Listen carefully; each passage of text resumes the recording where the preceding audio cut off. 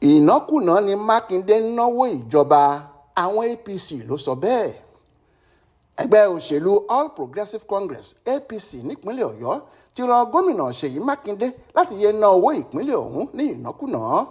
Dípò bẹ́ẹ̀, wọ́n ní níṣe ló yẹ kó wá ọ̀nà tí ìdẹ̀ra yóò fi dé bá àwọn aráàlú látàrí ipò tí ọrọ̀ ajé orílẹ̀-èdè yìí wà báyìí.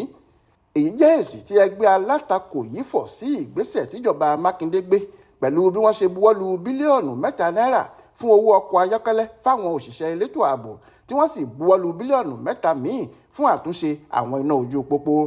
Ó ṣàlàyé pé ìgbésẹ̀ tí ìjọba Ọ̀yọ́ gbé yìí ti fi wọ́n hàn bí ẹni tí kò láfojúsùn, èyí tó fà á tí wọ́n fi ná owó ìpínlẹ̀ ọ̀hún ní ìnákunaa.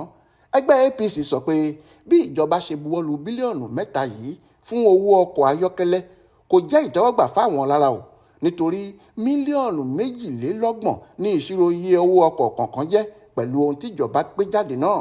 Bákan náà, lórí bílíọ̀nù 3 tí wọ́n fẹ́ fi máa tún iná ojú pópó ṣe, èyí kò tọ̀nà rárá lásìkò yìí, a kò sì lè máa bá báyìí lọ rárá.